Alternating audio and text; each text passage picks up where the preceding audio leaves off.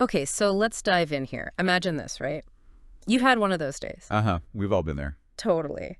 You just want to collapse on the couch, maybe um, rewatch something comforting. Glass of wine, you reach for the table, and bam, the TV just flickers on by itself. Oh, creepy. Yeah, some random channel, people screaming, and the remote, dead, just stopped working. Okay, yeah, that's unsettling. You get that chill, right? That immediate what the feeling. So you put Mm. the glass down, turn the TV off, head to the kitchen, and the wine bottle you just opened, it's empty, Mm. and it's sitting on top of the fridge. Wait, on top of the fridge. Seriously. Yeah, so now you're properly freaking out. Someone's in the house, obviously.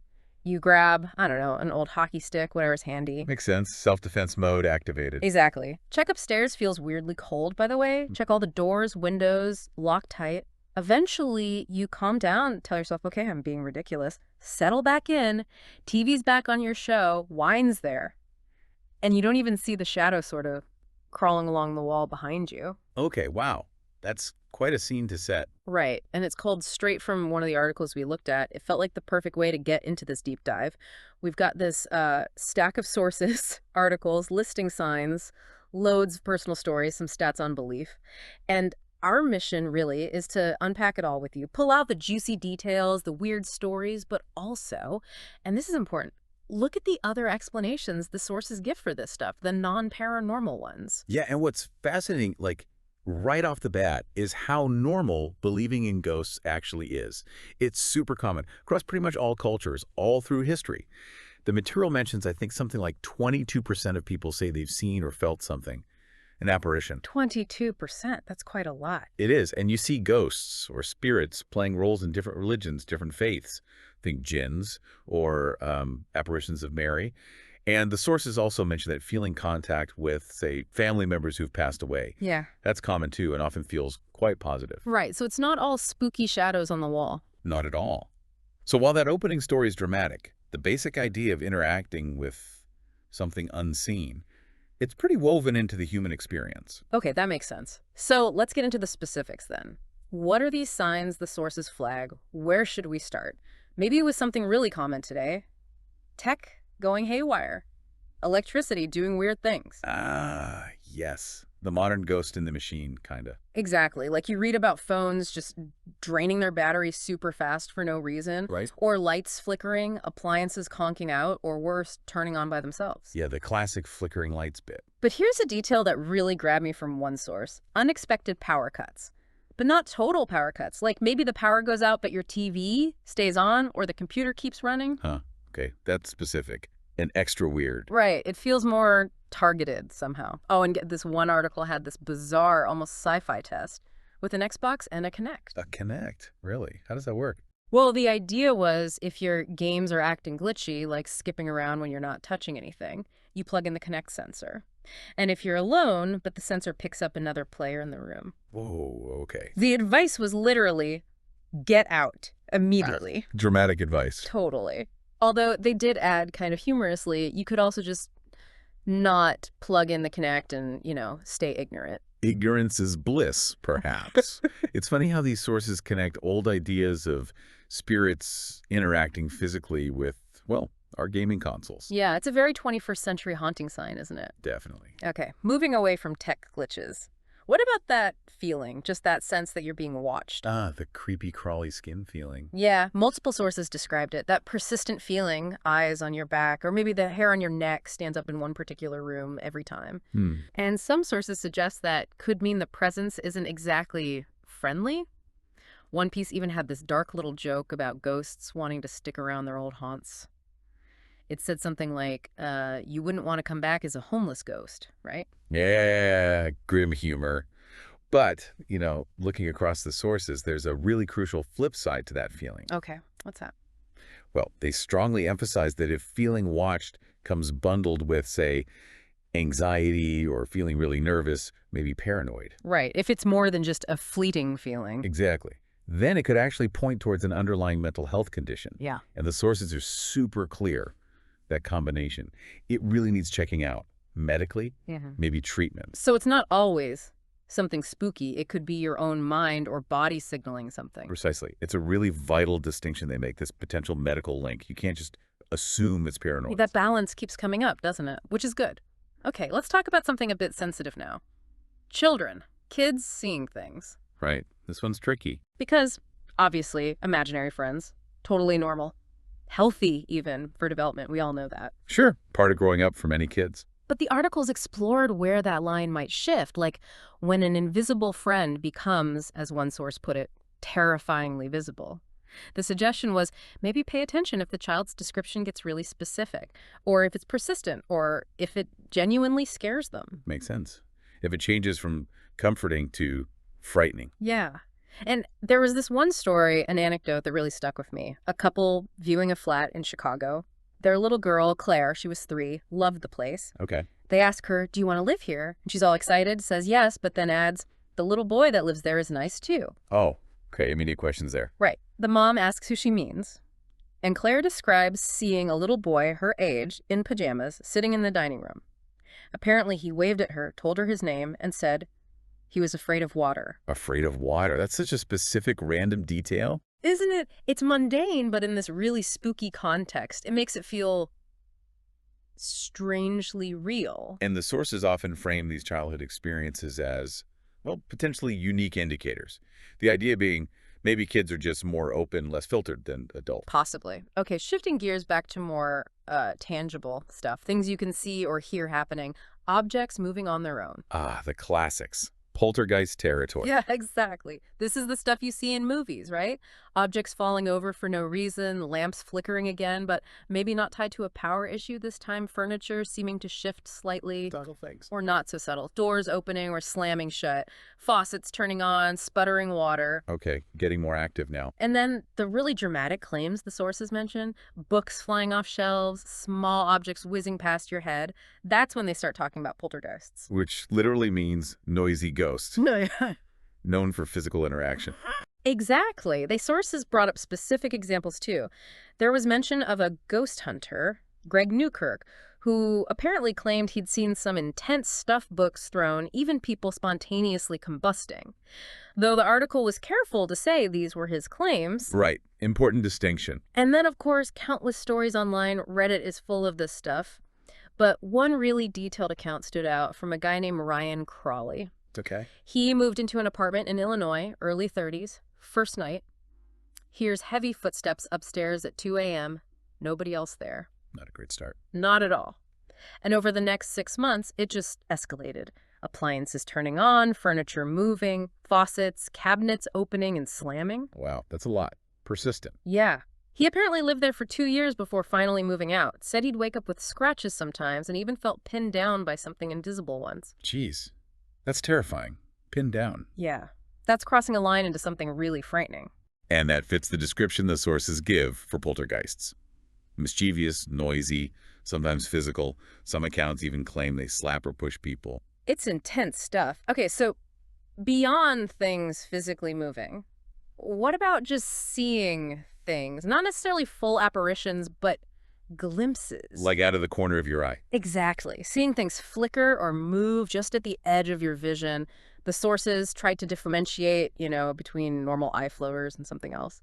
Flickering shapes, maybe. Or the famous shadow people. Shadow people. Yeah, they come up a lot in these discussions. There's this common belief, right, that the articles mention that these shadow figures are darker entities, demons maybe, or just malevolent ghosts. And the key thing is they watch you, but if you try to look right at them, poof, gone. Vanish on direct sight. Yeah. Classic description. One source shared a really chilling story from a Reddit user, Scradlyman, described waking up, seeing this towering shadow figure right over the bed. Blurry edges, but with red eyes. Red eyes. Oh, great. Yeah. And apparently behind it, 5 other shadow figures just standing there silently. Nope, that's absolutely terrifying. I'd be out of there. Wouldn't you? But again, here comes the balance from the sources. Right. The alternative explanations. Let me guess. Medical. You got it. While super creepy, seeing shadow people can also be a symptom of some serious conditions like schizophrenia, which affects thoughts and perception, or dementia, causing cognitive decline. Okay. Important context. And it can also happen during sleep paralysis, that thing where you wake up but can't move or speak. Apparently seeing figures is common then. Right. Sleep paralysis hallucinations can be incredibly vivid and scary. So, again, multiple possibilities. Always multiple possibilities. Okay, next up. This one is just incredibly annoying even when it's not spooky, but gets way creepier when it feels intentional. Objects disappearing. Or reappearing somewhere totally random. The disappearing object phenomenon, or DOP. Yeah. Keys, socks, the remote control. Yes, the eternal mystery of the missing sock. Where do they go? The sources definitely touch on this, the relatable examples, like keys not being where you swear you left them. Or searching high and low for something, giving up, then finding it sitting right out in the open where you know you already looked 5 times. Happens to everyone, right? Yeah. And the sources offer the obvious explanations. Simple memory lapse, being distracted, maybe a hole in your pocket for coins. Totally mundane stuff. Happens all the time. But then there's the paranormal angle again. Yep. Enter the poltergeist, stage left. That mischievous spirit messing with your stuff, making things vanish, moving them around. The same entity blamed for throwing books might also just hide your keys for laughs, basically. Seems like it. Yeah. The sources pointed to famous cases like the Enfield haunting, knocking, moving furniture, voices, the whole shebang. That had disappearing objects too, I think. It did, yeah. Lots of physical phenomena reported there. And there was this really detailed German case mentioned from back in 1967, a law firm in Rosenheim. Apparently, phones rang constantly with no one calling, objects moved on their own, lights flickered like crazy. It's a point where... To the point where police got involved, even parapsychologists investigated. And they couldn't find any normal explanation for it. No faulty wiring, no trickery they could detect. Wow! Official investigation couldn't explain it. That's intriguing. Definitely. And on a slightly different note for objects, finding random coins. Oh yeah, the coin thing. What did the sources say about that? Well, some people apparently believe it's a sign from ancestors, maybe angels or loved ones who've passed, trying to get your attention. A comforting thought, maybe? Yeah. They even brought up actress Emma Stone. She believes her grandfather, who died before she was born, leaves quarters for her. Quarters specifically. Yep, quarters. She apparently mentioned ectoplasm, too, which the article noted kind of confused people she was talking to, but she insisted it felt magical. Ectoplasm in quarters. Okay. Yeah. Well, again, it shows that huge range of interpretation, doesn't it? For sure. From I'm just forgetful to my dead grandpa is leaving me money via spirit goo. It's quite the spectrum. It really is. Yeah, highlighting how we make sense of these little unexplained moments. Okay, let's move from things you see or things that move to things you hear. Whispers, voices, when you're alone. Ooh, auditory stuff. Yeah. That can be really unnerving. Totally. The material stressed how creepy it is hearing voices when you know nobody else is home, especially if they sound like they're coming from inside the house, like from the walls. Yeah, inside the walls is particularly unsettling. Of course, the sources added the usual caveat. Hearing things that aren't there can be linked to non-spooky stuff. Extreme stress, maybe. Lack of sleep. Sure, your brain can play tricks on you when you're run down. Definitely. But assuming you're generally okay hearing whispers from the walls, that definitely bumps up the creep factor. They mentioned a specific place, the Wister Estate in Indiana. Whisper Estate. Aptly named, I guess. Apparently. New owners were renovating it after 2006 and reported hearing weird sounds, like labored breathing and coughing coming from inside the walls. Breathing from the walls. Okay, nope. That's awful. Right. And supposedly, after they restored the place, guests started reporting hearing urgent voices whispering right in their ears. Directly into their ears. That's incredibly invasive and personal. It really is. And again, Reddit stories popped up in the sources. User someone, 68, shared hearing a distinct woman's voice whisper, "right now," and also hearing a man shout their name when they were alone, plus hearing multiple voices coming from one particular wall. Multiple voices. Yeah. The source noted people suggested mundane causes, schizophrenia onset, maybe sound carrying from next door. But it ended that bit with a little, or maybe not. Leaving it open. So what did these sort of experts in spooky happenings say about whispers, according to the sources? Well, some suggested it could mean the dead are actively trying to get your attention. Or maybe it's residual energy, like a recording playing back. Residual hauntings, right? Yeah. Like an echo of the past. Yeah. But again, they always circled back. Could be medical, could just be sound traveling weirdly. Always that duality. It's a constant theme. Okay, this next one isn't really an external event, more of an internal feeling, but a really intense one. Overwhelming dread. Ah, that sense of doom. Yeah. The sources described it as feeling just terrified for absolutely no reason you can pinpoint, like waking up utterly convinced something awful is about to happen or that you're literally going to die. Sudden panic attacks out of the blue, just this heavy sense of impending doom. That sounds debilitating. For sure. And the sources make a really, really strong point here, this feeling. It needs attention, seriously. It could be linked to major medical emergencies, heart attack, stroke, seizure, even anaphylaxis, that severe allergic reaction. Wow. So your body could be screaming danger for a very physical reason. Exactly. And it's also strongly tied to mental health issues, especially anxiety disorders. Right. Panic disorder often involves that sense of impending doom. They also mentioned something called phasmophobia, the actual clinical fear of ghosts. It's a specific phobia. Yeah. Apparently being in places thought to be haunted, or even just watching scary movies, can trigger or worsen it for some people. Makes sense. Yeah. Exposure triggering the fear. Now, connecting this dread to the paranormal side, the sources brought up the Smurl family haunting. Oh, yeah. That's a very famous, very controversial case. What did the sources focus on? Well, they framed it as a case where some believe feelings of doom aren't just from ghosts, but potentially from demonic activity. Upping the antes significantly. Big time. The Smurls, Jack and Janet, reported extreme stuff in their Pennsylvania house between 74 and 89. Loud noises, things moving, physical assaults, even kids being pushed. Really disturbing claims. And specifically relating to dread, Janet Smurl described frequently waking up convinced something terrible was imminent. This awful, pervasive dread just kept her from sleeping properly. She said the whole family felt this oppressive atmosphere before the really violent stuff started, like a warning sign. So the feeling preceded the physical events. According to her account in the sources, yes. They also mentioned the Warrens, Ed and Lorraine, getting involved in '86. The monologists from the Conjuring movies. Those are the ones. They investigated and claimed it was a powerful demon that wouldn't leave. Apparently, it even told Ed Warren to get out. Intense. And there's a movie connection again. Yeah, the source mentioned the upcoming 2025 film, The Conjuring. Last Rites is supposedly based on the Smurl case. Huh. Interesting timing.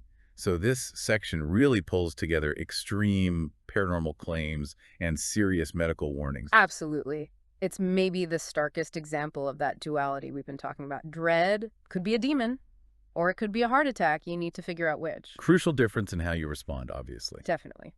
Okay, last main sign we pulled from the sources. Let's bring in the animal kingdom. Specifically, cats acting weirder than usual. The mysterious feline factor.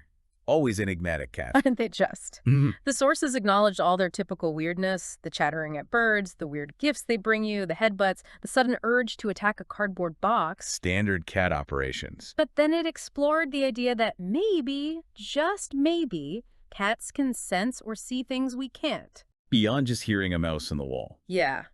Beyond the obvious stuff like insects or rodents, the suggestion being maybe they react to ghosts too. The whole animals are more sensitive idea. Exactly. And they cited some potentially relevant science bits, like a 2014 study suggesting cats and dogs might see ultraviolet light. UV light. Why is that relevant?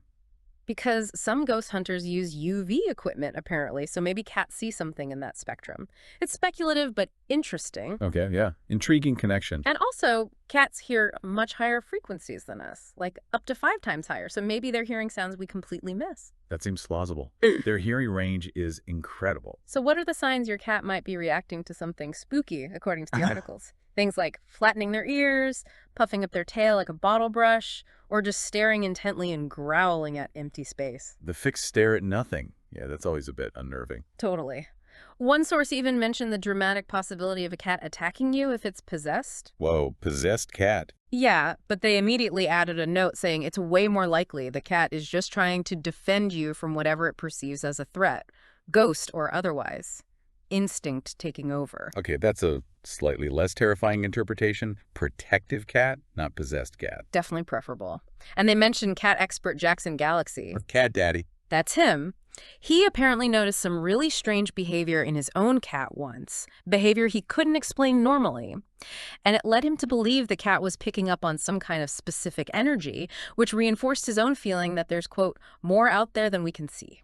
Huh. Coming from a cat behavior expert, that's interesting. Isn't it? So, okay, wow, we've covered a lot of ground here. We really have. If you pull it all together, the sources paint this incredibly broad picture of potential signs. You've got the physical stuff, lights, objects moving, tech glitches. Right. Then the sensory stuff, seeing things, hearing things, feeling watched. Mm-hmm. The emotional or internal, that overwhelming dread. Yeah. And even bringing animals into it, like the cats. It's a huge range. It really is. And the constant refrain running through almost every single example in the material we looked at. Is that split perspective? Exactly. Here's the spooky explanation. Ghost, poltergeist, demon, maybe great-grandpa leaving coins. Right. And right alongside it, here's the mundane or medical or psychological explanation. Equally, if not more, important to consider. It really hammers home that duality. Flickering light, could be faulty wiring, could be a spirit, missing keys, you might be stressed and forgetful, or it might be a poltergeist messing with you. The sources constantly present both, forcing you to weigh them up. For weird tech to weird cats, it's always that push and pull. Which I think gets to the heart of why this stuff is so fascinating, right? It's about how we as humans interpret the unexplained. How do our own beliefs, our experiences, maybe our fears, shape whether we lean towards the paranormal or the practical? The sources really dig into that intersection. And again, it circles back to the idea that belief in spirits is, well, pretty normal across the board. Absolutely. So maybe this is the place to leave our listeners with a final thought, something to chew on, drawing right from that core tension in the material we explored. Okay. Given that these sources we've dived into offer such a jumble of possibilities for all these spooky signs, everything from actual entities to serious medical issues to just being a bit absent-minded, how do you, listening now, make sense of the unexplained things, the little glitches, the weird feelings, the strange stories you hear, or maybe even experience yourself? Where do you personally draw that line between the mundane and something else? Or maybe the more interesting question is, does that line even really exist? A lot to think about there.